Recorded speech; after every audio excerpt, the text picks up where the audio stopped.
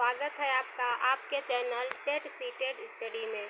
साथियों, हम लोग एमपी टेट वर्ग 3 के सीडीपी पीवाईक्यू की एक श्रृंखला चला रहे हैं, जिसमें मॉक पेपर 5 तक हो चुका है और आज हम पढ़ेंगे मॉक पेपर 6। तो पहला क्वेश्चन देखते हैं। किस अवस्था में प्रतीकात्मक खेल बढ़ता है तथा संज्ञानात्मक विकास को समर्थन देता है? ऑप्शन ए शैशवावस्था, ऑप्शन बी प्रारंभिक बाल्यावस्था, ऑप्शन सी मध्य बाल्यावस्था, ऑप्शन डी किशोरावस्था। इसका राइट आंसर होगा ऑप्शन बी प्रारंभिक बाल्यावस्था। प्रारंभिक बाल्यावस्था में प्रतीकात्मक खेल बढ़ता है। नेक्स्ट क्वेश्चन है, मानव विकास कुछ विशेष सिद्धांतों पर आधारित है। निम्नलिखित में से कौन सा मानव विकास का सिद्धांत नहीं है? सामान्य से विशिष्ट, प्रतिवर्ती, निरंतरता, अनुक्रमिकता।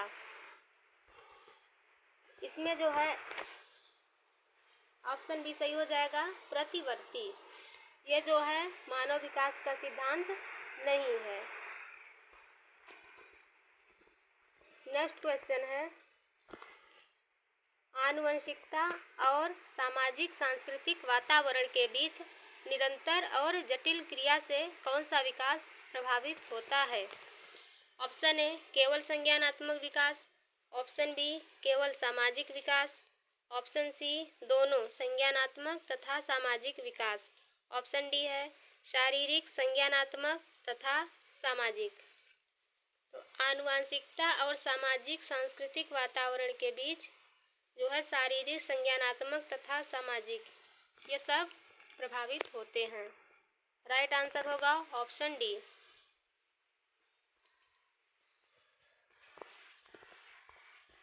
नेक्स्ट क्वेश्चन है, सीखने की वह प्रक्रिया क्या कहलाती है जिसमें बच्चे स्कूल जैसी सामाजिक संस्थाओं में प्रवेश करके सीखते हैं? ऑप्शन ए परिपक्वता, ऑप्शन बी निष्क्रिय समाजीकरण, ऑप्शन सी प्राथमिक समाजीकरण, ऑप्शन डी द्वितीयक समाजीकरण। तो साथियों, स्कूल जो है वो समाजीकरण की द्वितीयक संस्था है, तो इसका राइट आंसर होगा ऑप्शन डी। और परिवार जो है प्राथमिक समाजीकरण की संस्था है। नेक्स्ट क्वेश्चन है, जीन पियाजे के अनुसार विकासात्मक बदलाव की प्रक्रिया निम्न में से किन विशिष्ट संज्ञानात्मक प्रकारों द्वारा घटित होती है? अनुभव एवं सामाजिक संप्रेषण, समावेशन एवं समायोजन, परिपक्वता एवं अनुभव। ऑप्शन डी है सामाजिक संप्रेषण एवं परिपक्वता। इसका राइट आंसर होगा ऑप्शन बी समावेशन एवं समायोजन। नेक्स्ट क्वेश्चन है, लॉरेंस कोहलबर्ग द्वारा प्रतिपादित नैतिक विकास के किस स्तर पर व्यक्ति यह तर्क देते हैं कि केवल समाज ही तय कर सकता है कि क्या सही है क्या नहीं? ऑप्शन ए है आज्ञा पालन एवं दंड अभिविन्यास, ऑप्शन बी अच्छा लड़का अच्छी लड़की अभिविन्यास,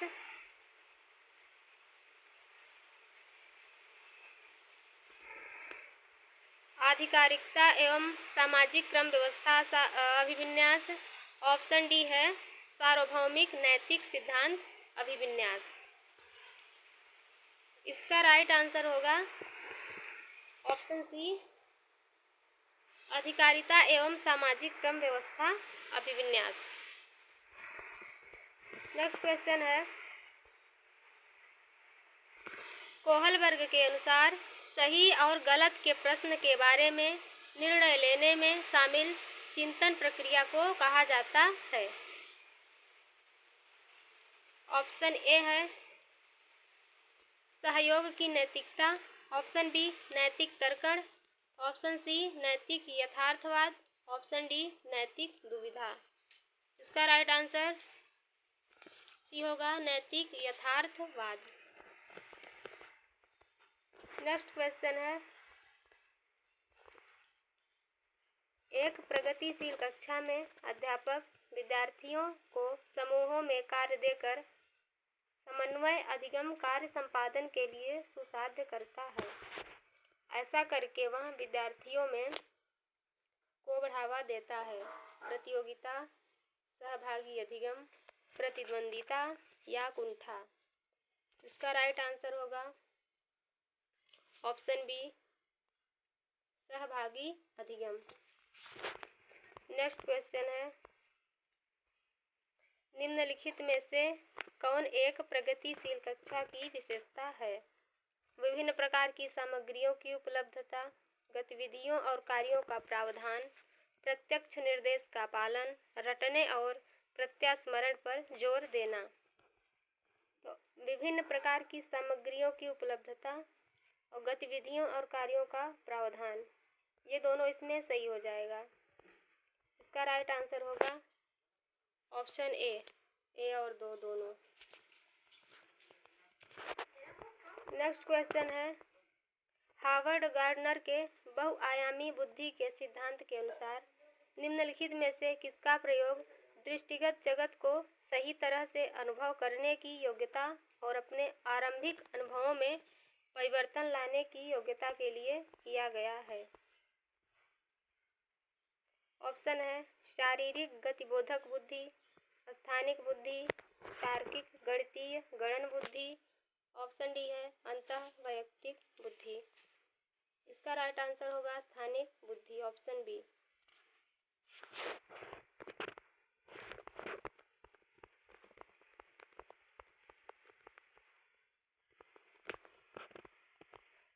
नेक्स्ट क्वेश्चन है, निम्नलिखित में से कौन सा कथन सामाजिक रचनात्मक दृष्टिकोण के अनुसार भाषा और विचार के बीच संबंध का सही वर्णन करता है? ऑप्शन ए, भाषा विचार निर्धारित करती है। ऑप्शन बी, विचार भाषा द्वारा शासित और निर्देशित होता है। ऑप्शन सी, भाषा और विचार के बीच संबंध द्विदिशात्मक है। ऑप्शन डी, भाषा और विचार स्वतंत्र संज्ञानात्मक क्षमताएं हैं। इसका राइट आंसर सी सही होगा।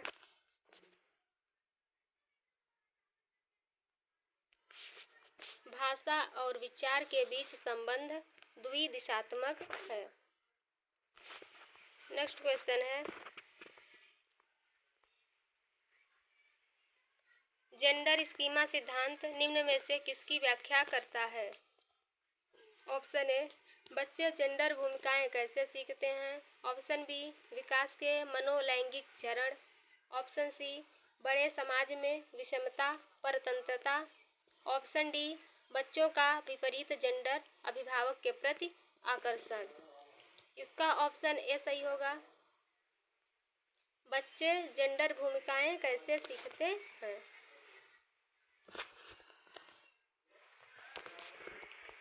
नेक्स्ट क्वेश्चन है 13 नंबर का, जेंडर के संदर्भ में एक शिक्षिका को कक्षा में बच्चों को किसके लिए प्रेरित करना चाहिए? जेंडर बद्धता, जेंडर स्थिरता, सामाजिक तौर पर स्वीकृत जेंडर भूमिका को अपनाने के लिए। ऑप्शन डी है जेंडर रूढ़िवादिता में लचीलेपन के लिए। इसका राइट आंसर होगा ऑप्शन डी, जेंडर रूढ़िवादिता में लचीलेपन के लिए। नेक्स्ट क्वेश्चन है हमारा 14 नंबर का, विद्यार्थियों में पाई जाने वाली वैयक्तिक भिन्नताओं को संबोधित करने के लिए विद्यालयों को किस तरह की शिक्षण शास्त्रीय युक्तियां अपनानी चाहिए?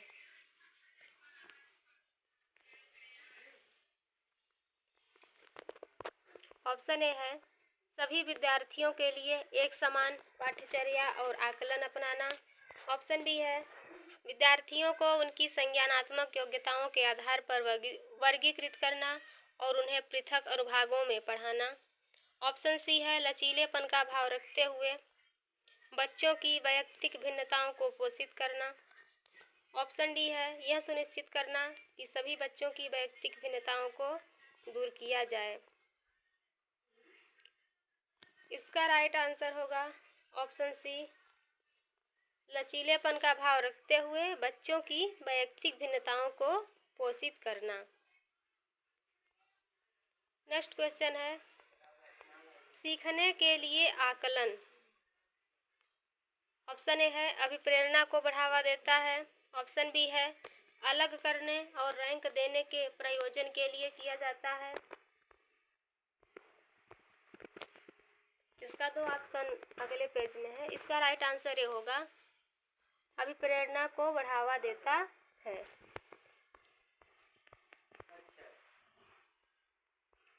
नेक्स्ट क्वेश्चन है आकलन प्रक्रिया के दौरान देविका की उत्तेजना ऊर्जापूर्ण होती है जबकि राजेश की उत्तेजना अनुत्साही। उन दोनों के भावात्मक अनुभवों का अंतर किससे संबद्ध है? ऑप्शन ए है समयांतराल, ऑप्शन बी है भावनाओं की पराकाष्ठा, ऑप्शन सी है अनुकूलन का स्तर, ऑप्शन डी है विचारों का घनत्व। यहाँ पे राइट आंसर ऑप्शन सी होगा अनुकूलन का स्तर। नेक्स्ट क्वेश्चन है वे शिक्षार्थी जो समृद्ध ज्ञान और शैक्षणिक दक्षता की हार्दिक इच्छा प्रदर्शित करते हैं उनके पास होता है। ऑप्शन ए निष्पादन परिहार अभिविन्यास, ऑप्शन बी कार्य परिहार अभिविन्यास, ऑप्शन सी नैपुण्यता अभिविन्यास, ऑप्शन डी निष्पादन उपागम अभिविन्यास। इसका राइट आंसर ऑप्शन डी सही होगा निष्पादन उपागम अभिविन्यास। नेक्स्ट क्वेश्चन है विविध भाषा व जाति से आने वाले विद्यार्थियों की कक्षा में क्या महत्वपूर्ण है? यह समझना कि भिन्नताएं बच्चों में कमियां हैं तथा उन्हें तुरंत संशोधित करना चाहिए। ऑप्शन बी है यह समझना कि सभी बच्चों में सीखने की क्षमता है तथा ऐसी गतिविधियों की योजना बनाना जो उन्हें अपनी गति से प्रगति करने में मदद कर सकें। ऑप्शन सी है सभी बच्चों को समान सीखने की शैली अपनाने के लिए प्रोत्साहित करना ताकि सभी एक ही गति से चलें। ऑप्शन डी है अर्थपूर्ण सीखने को सुसाधित करने के लिए बच्चों के बीच प्रतिस्पर्धा को प्रोत्साहित करना। इसका राइट आंसर होगा ऑप्शन सी सभी बच्चों को समान सीखने की शैली अपनाने के लिए। नहीं, ऑप्शन सी नहीं सही होगा। यहाँ पे ऑप्शन बी सही होगा। यह समझना कि सभी बच्चों में सीखने की क्षमता है तथा ऐसी गतिविधियों की योजना बनाना जो उन्हें अपनी गति से प्रगति करने में मदद कर सकें।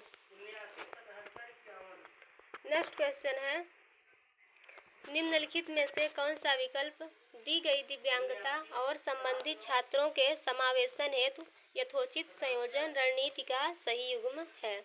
ऑप्शन ए है गुणज वैकल्य कैलकुलेटर के इस्तेमाल पर रोक, ऑप्शन बी पठन वैकल्य लिखने के लिए लंबे लंबे निबंध देना, ऑप्शन सी दृश्य हानि पाठ को पढ़ने के लिए सॉफ्टवेयर प्रदान करना, ऑप्शन डी स्वलीनता दृश्य अधिभार बढ़ाना।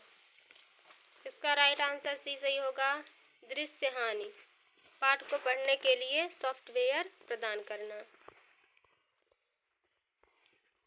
नेक्स्ट क्वेश्चन है दिव्यांगजन अधिकार अधिनियम 2016 के अनुसार निम्न में से किस शब्दावली का प्रयोग उपयुक्त है? छात्र जिसका अशक्त शरीर है, ऑप्शन बी मंदित छात्र, ऑप्शन सी है विकलांग छात्र, ऑप्शन डी है छात्र जिसे शारीरिक दिव्यांगता है। इसका राइट आंसर ऑप्शन सी सही होगा विकलांग छात्र। नेक्स्ट क्वेश्चन विद्यार्थी सर्वोत्तम रूप से कब सीखते हैं? विषय वस्तु के साथ अर्थपूर्ण संलग्न से, अध्यापिका के मौखिक निर्देशों का निष्क्रिय पालन करके, दूसरे के व्यवहार की नकल और अनुकरण करके, दी गई विषय वस्तु का रट्टा मार के। इसका ऑप्शन ए सही होगा विषय वस्तु के साथ अर्थपूर्ण संलग्न से। नेक्स्ट क्वेश्चन है, प्रभावी अधिगम हेतु निर्देश के लिए प्रारंभिक बिंदु क्या होना चाहिए?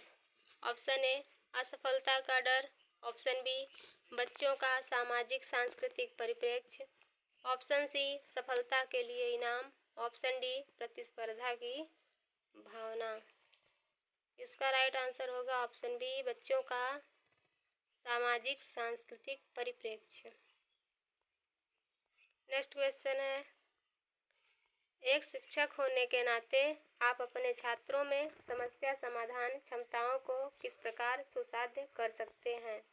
ऑप्शन ए है अपने विद्यार्थियों में डर की भावना पैदा करके, समस्याओं के हल हेतु अटल तरीके के इस्तेमाल को बढ़ावा देकर, समरूपों के इस्तेमाल को बढ़ावा देकर, निष्क्रिय रटन पद्धतियों के इस्तेमाल को बढ़ावा देकर। इसका ऑप्शन सी सही होगा, समरूपों के इस्तेमाल को बढ़ावा देकर।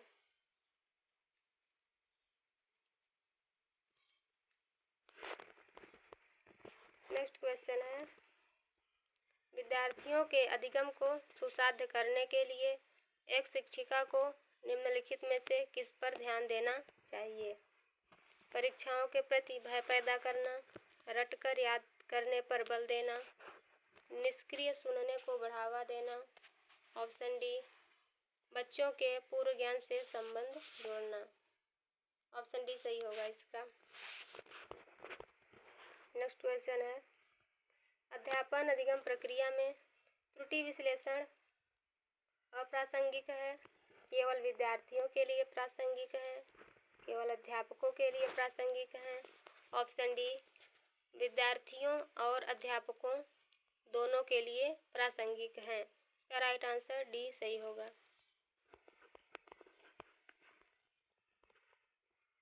नेक्स्ट क्वेश्चन है, कथन ए है शिक्षा ढांचे में शैक्षणिक अवबोध के अतिरिक्त छात्रों के सामाजिक संवेगात्मक आवश्यकताओं पर ध्यान दिया जाना चाहिए। कारण आर संज्ञान में संवेग महत्वपूर्ण भूमिका रखते हैं। कथन ए भी सही है, कारण आर भी सही है, और आर कथन ए की सही व्याख्या करता है। इसका राइट आंसर ये होगा। ए और आर दोनों सही हैं, और आर सही व्याख्या करता है ए की।